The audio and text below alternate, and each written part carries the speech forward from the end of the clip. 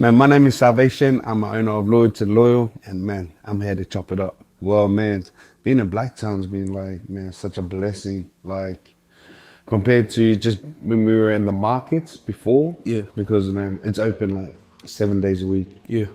The markets are only open like So is the market is the first place you ever been? store wise, yeah. Yeah. But before all that, we were just doing pop up, Pop-ups in the whereabouts? pop up in Parramatta, pop up in like Windsor. Yo. And this was like almost every weekend for the Yo. What made you stay at Blacktown, lad? just because it was like traffic wise, and it's a big mall, like Yeah. big shopping center. So I got a question for you, lad. First question: what does loyal mean to you? loyal. So what it means to me is just serving, like literally serving your way to success. Like, man, if I don't have friends around me that are like pushing me, or like, someone I can lean on, like, are they really your friends or they just there? So like loyalty, like man, comes in all shapes and forms. But for me, it's like being resourceful. Like I would rather my friends use me to be motivated, like to want to push themselves, than me just coming around, just bumming around with them, kicking that drinking. And it's like, 100%. bro, you'll be stuck in that same circle of just drinking every weekend. So And it's very hard to find like friends like that, you know. no, yeah. Have you ever had like moments where like your friends were like trying to see you like not succeed or trying to bring you down? I would say I had like times with like my own family, but in saying that, it's only because they only know what they know. And it's also out of love as well. Yeah. It's out of love, man. It's not like they're putting me down because like they hate me or something. Man, they're putting it down just because they don't want to see me get hurt. 100%. Because like no one in our family like ever has gone out and started a business. So like, actually being like the first one is like, man, Like it's scary for like your family as well. 'Cause, like Yeah. like oh, what if he doesn't succeed? But I feel like the most important thing is believing in yourself. If you believe in yourself, because the only person like that best knows you is yourself. yeah. So back to your question, what is loyalty to you? Loyalty to me means having someone there to fall on, like someone there to back you, someone there to make sure you're doing good. Loyalty is both ways. So loyalty comes from you and from another person. Someone you can trust, someone you can talk to, no doubts that he will like stab your back or do anything like that. You know what I mean? Like, what are some qualities you look for when adding people into your circle? Energy. Energy. Yeah, maybe. It's sort of like your first impression is like your last impression. So we rock up, let's say we go to like events, and you're going around like, hey, how are you? How are you? And the other person's looking at you like, Yeah. it's like, I don't even want to talk to you. Like, so I mean, that's the energy. 100%. But if like, someone's coming in, same energy, hey, how are you? Like, man, what do you do? Like, those are the people that you want to, actually get to know. But traits of being in your circle, it's like, man, it's pretty much just family, like, cause it's like, man, you wouldn't just invite anyone you don't know off the street just to come over to your house. It's like, that's just the same as, bringing people into your circle. You wouldn't just, come, we're just gonna go pick up my kids, but you don't even know. Has the meaning behind your brand evolved or changed over the years, or has it been the same for the start? And it has evolved. Like before, it was almost like it was just a cool saying sort of thing. Like it's a name, but then over the years, realizing we're actually building something to make a difference. So the meaning behind the name becomes more of a purpose. Yeah, it's gone from just loyal to trusting the ones around you, checking your circle. Alright, so what's like the worst barber experience you ever had? barber experience. Yo, And it was probably like I was like 15. yeah. Where like I walked all the way to this barber who's like up in Chigir, right? Yes. So the prices for the haircuts was $10. Back then? Kids, yeah, Yo. $10. Anyways, I went up, had this barber who was cutting my hair. It was just straight zero, Wait, all around. all around. And then he was like, "Man, you want something like a line or something?" I was like, "Oh, yeah, sweet." Not knowing, and he did like all these like liquor lines all down the side and charged me $20. I was like, I didn't even ask for that. I looked, I was like, what the hell? My parents are gonna kill me. What the hell? Like, and man, and lucky I only had $20. Yeah. Because he was like, it's $20. I was like, hey, it's just $10. And they're like, oh, because the line's extra 10. And I was like, what the hell? Like, I didn't even ask for all these lines. Yeah. What you just said, like one like Mike Tyson, you know? That was, What do you think about the prices now? Like, I feel like, man, because everything's a business. Like everything around us is a business. was it like selfish to raise the price? If anything, you'd be helping the other barbers in your industry raising the price. But it's like you have that and you have like affordable. It just depends what sort of market you want to go into. Like you got like the luxury brands and then you have like your Kmart everyday brands. Yeah, so it's pretty much what sort of Clients you want to. yeah, that's it. Like, but for me, like, I feel like affordable will always win because, yeah, luxury might be good, you know, one shirt, $100 or $50, but in the long run, ain't much people you know that's gonna buy a $300 shirt. Yeah. Compared to like the average family. Man, come in, grab a shirt. Oh, is that all? Okay, let's get some for the kids. Yeah. Let's get, so, using that as like the barber like industry, it's like, how many haircuts do you want to cut? Yeah. You do the fancy one, you do the bookings only, or you could do that one cut. Yeah. Man, one of the things I've learned in business is returning customers. And that's like your loyalty customers. So having loyalty customers is like giving them free, like just incentives, just to come back, because without them, you wouldn't be doing what you're doing. If anyone else like out there that wanted to start a clothing business, what advice would you give them to like build clients? Is treat every customer like your first customer. I feel like, especially in the barber industry as well, they get returning customers coming back and they sort of slack. They get comfortable, and then that new barber comes in, he treats him like the first customer. Yeah. And he takes care of him, and then he starts going back. So the story behind Loyal to Loyal was, I had a friend that started his own clothing brand, right?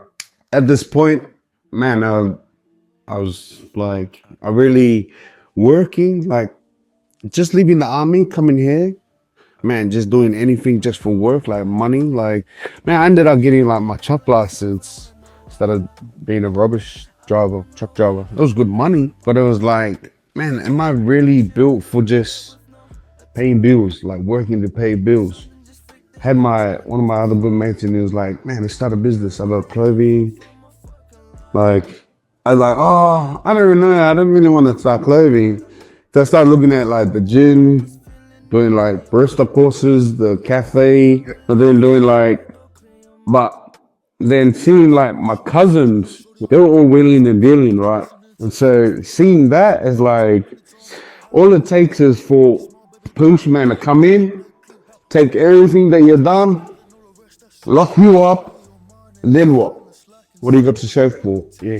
And so seeing that, or just like knowing that, like, man, that's the last thing I ever want. And so I ended up quitting my job and was gonna go partnership with my mate that started his clothing brand. He was like, oh man, I don't really wanna. I said, oh shoot. Then I ended up just venturing off and doing my own thing. Yeah. Just the people you meet on the way, once you set path of like what you wanna do, the people that come in your journey is like, is that a lesson or a blessing? Man, just and then it takes me back to just being around the right people. Man, and just understanding like it's a big world out here.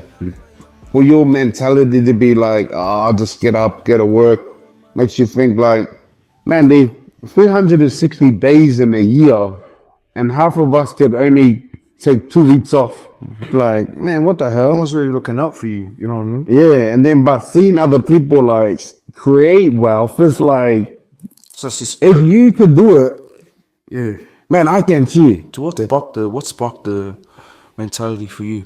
To answer that question, it was, I guess it's just the way we've been brought up, seeing my dad work, and there's 7 of us siblings, yeah, and it's like this one man, like literally for years looked after me and my siblings, and yet I'm complaining that fuck $1,000 is not enough in 1 week. It's like, bro, like man, and this would go for a lot of people. Man, seeing our parents, they'll be the hardest workers we know. Like, so that sort of driven me to be like, fuck, I need to start something. I need to start it now. And if these guys are making money by creating businesses, well, I need to figure out what business I'm into or what I need to do. And so just seeing like growing up, man, we used to do like church fundraisers. We used to sell chocolates. Even when I went to the army, I snuck out this one night, ran all the way down to the service station, bought like 200 worth of just chocolates, juice, went back to the camp and sold it to everyone in the barrack, and it was like, you can make money, and then applying it when we come in here. Like I said before, seeing my cousins do what they do, and being like, yeah, I could do that, but is that really what I want? Someone kicking down my door. Man, we got kids now. Like, man, that would be the worst feeling. Someone coming, kicking down your door while your kids are there crying and you can't even do anything. All be known for me starting a business, meeting all these other like-minded minded people. It's like, man, I know cousins ready to like throw their life away for like half of what you even make, and I'm like, but it is crazy. Like, What would you say to some of the people out there that do that and feel like they don't have another option to like make a business or make it out the streets? it's the same thing, just different product. Yeah, Different mentality, bro. it's the same thing, different product. There's like if you want to be the big dogs in that, like in that world or that industry, all right, that's good for you. But man, these repercussions for that.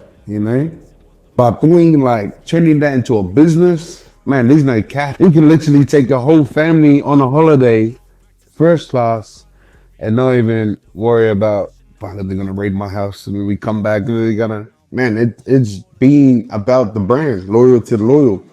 Treat everyone how you would want to be treated. Just being yourself in front of other people or two people actually helps them as well.